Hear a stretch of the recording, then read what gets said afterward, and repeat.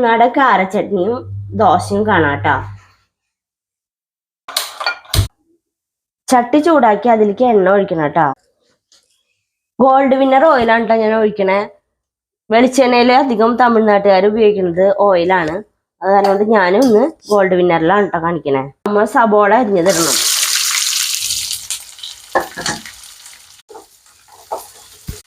അതിനുശേഷം ഞാൻ ഉണക്കമുളക് ഇട്ടുട്ടാ. അത് നമ്മളിടാം. ഓരോരുത്തർക്കും പല എരിവായിരിക്കും. അപ്പൊ അവരവർക്ക് ആവശ്യമായിട്ടുള്ള എരിവിനനുസരിച്ചുള്ള മുളക് ഇടാം. ഞാനൊരു 7 മുളക് ഇട്ടിട്ടുണ്ട്. 4-5 വെളുത്തുള്ളി അല്ലികൾ അതിലിടണം. ഒരു ചെറിയ കഷ്ണം പുളി. ഇതൊരു ലൈറ്റായിട്ടൊരു ടേസ്റ്റ് കൊടുക്കും ചട്നിക്ക്. ഈ ഒരു കഷ്ണം പുളി ഇടുന്നത് നല്ലൊരു ടേസ്റ്റ് കൊടുക്കൂട്ടാ. തക്കാളി ഇട്ടാലും കൂടി ഈ കഷ്ണം പുളി ഇടുന്നത് ഒരു വെറൈറ്റി ടേസ്റ്റ് കൊടുക്കൂട്ടാ. കുറച്ച് വഴണ്ട് വരുമ്പോൾ നമുക്ക് തക്കാളി ചേർക്കണം. തക്കാളി ചേർത്തിട്ട് നല്ലോണം ഇളക്കി കൊടുക്കാം. കൂടി നല്ലോണം വഴണ്ട് വരണം.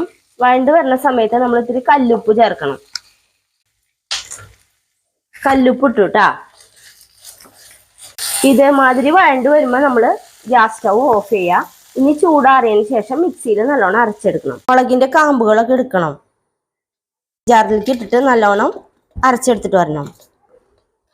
തിളപ്പിച്ചാറ്റിയ വെള്ളം ഇതിൽ നമ്മൾ ചേർക്കണം. സബോളയൊക്കെ മുങ്ങി കിടക്കുന്ന അളവിൽ കുറച്ച് വെള്ളം ഒഴിക്കുക. ഈ ലെവലിൽ അരച്ചു കൊണ്ടുവരിക. എന്നിട്ട് നമുക്ക് ഒരു പാത്രത്തിലേക്ക് ഒഴിക്കാം. ഇതിൽ നമുക്കിനി കടുകും ഉഴുന്നും താളിച്ച് കൊട്ടണം. ചൂടായിരിക്കണേ. നമ്മളതിൽ മുളക് ഇട്ടു, കടുക് കുറച്ചിട്ടു, കുറച്ച് ഉഴുന്നിട്ടു. നല്ലോണം പൊട്ടി വരുമ്പോ നമുക്കതില് കുറച്ച് കറിവേപ്പില ചേർക്കാം. ഇനി നമുക്ക് ദോശ ഉണ്ടാക്കാം കേട്ടോ. ഇനി റെഡി ആയിട്ടുണ്ട് കേട്ടോ. ഇതേ പഞ്ഞി പോലത്തെ ദോശമാവാണ് കേട്ടോ. ദോശമാവിൽ കുറച്ച് ഉപ്പ് ചേർത്തിട്ട് നമുക്ക് ദോശ ചുട്ടെടുക്കാം. നല്ലോണം ചൂടായി ദോശമാവ് കോരി ഒഴിക്കാം. ഇത് നല്ലോണം പരത്തിച്ചുടാം.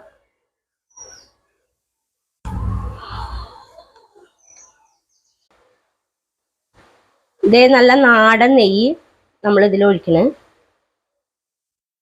നെയ്യ് കയ്യിലില്ലെങ്കിൽ ഓയിലായിരുന്നാലും ഒഴിക്കുക കേട്ടോ. വെളിച്ചെണ്ണയിൽ കൂടുതൽ ഓയിൽ ഒഴിച്ച് നിങ്ങൾ ദോശ ഉണ്ടാക്കി വെക്കുള്ളൂ. തിരിച്ചിടണം നമ്മൾ.